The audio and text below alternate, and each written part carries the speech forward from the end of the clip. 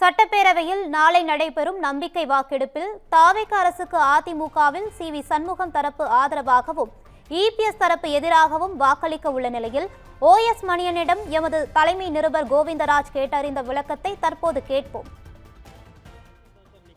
பேட்டி கொடுத்திருந்தீங்க செக்ரட்டரியேட்ல. சொல்லுங்க சார். அதுல சொல்லும் பொழுது நீங்க எங்களுக்கு முழு ஆதரவுக்கு இருக்கு, 46 எம்எல்ஏக்களும் கையெழுத்து போட்டு கடிதம் கொடுத்திருக்கோம் சபாநாயகர்னு சொல்லியிருந்தீங்க சார். ஆமா ஆமா. இதுக்கான கூட்டம் வந்து எம்எல்ஏக்கள் கூட்டம் எப்ப நடந்ததுங்க சார்? எங்க நடந்தது? 9ஆம் தேதி சார். எடப்பாடியார் வீட்டுல. சரி. இந்த கூட்டத்துல வந்து இபிஎஸ் அதிமுக குழு தலைவரா தேர்ந்தெடுத்து எல்லா எம்எல்ஏக்களும் முடிவு பண்ணி கையெழுத்து போட்டு கொடுத்திருக்காங்க, அப்படிதானுங்க சார்? ஆமா.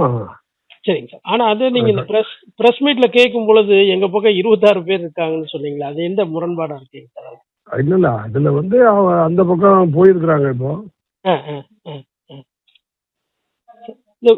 வேலுமணி தலைவரா எங்கள்கிட்ட 26 பேர் இருக்கிறாங்க. சரிங்க சார்.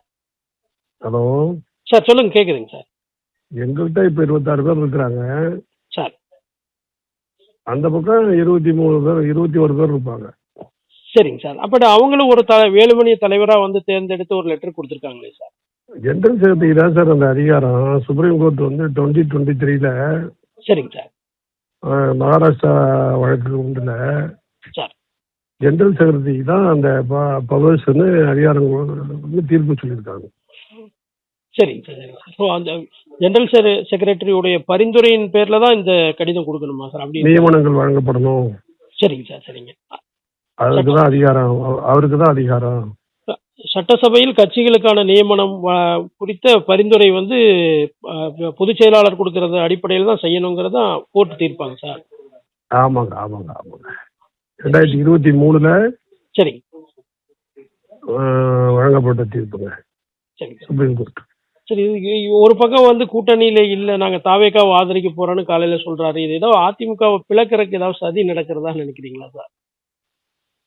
அதாவதுங்க சார், அமைச்சர் ஆகணும்னு துடிக்கிறாங்க. சரிங்க சார். அதிகாரத்தை பெறணும்னு நினைக்கிறாங்க. அதனால கட்சி அழிஞ்சாலும் பரவாயில்ல அப்படின்னு கட்சியினுடைய கோட்பாடுகளுக்கு மாறா அவங்க நினைக்கிறாங்க. கணிசமான மூத்த எம்எல்ஏக்கள் அதுல இருக்காங்களே சார், வேலுமணி, சி.வி. சண்முகம் அந்த மாதிரி. ஆமா இருக்காங்க. அவங்க வந்து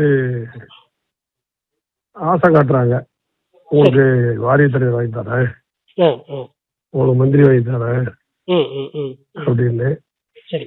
விஜய் வந்து ஊழல் தூய்மையான ஆட்சி நடத்துவோம்னு சொல்றாரு. அந்த தூய்மையான ஆட்சி நடத்துறேன்னு அவர் சொல்றது உண்மைன்னு சொன்னா அங்க இருக்கிறதுல 6-7 பேர்ல வந்து உங்களுக்கு வழக்கு இருக்கு, இன்கம் டாக்ஸ் வழக்கு இருக்கு, திமுக ஆட்சியில போட்டது. சரி. அதனால அவங்களை எல்லாம் சேர்த்து மாட்டாருன்னு நாங்க நினைக்கிறோம். என்ன பண்றாருன்னு பார்ப்போம். ஆனா நீங்க வந்து நாளைக்கு நம்பிக்கைக்கு வரும் தீர்மானத்துக்கு எதிராக தான் வாக்களிக்க போறீங்க? எதிராக தான் வாக்களிக்க போறோம்னு இப்ப கொடுத்துட்டோம் எல்லாருக்கும். விஷயங்கள் தான் சார் இன்னைக்கு.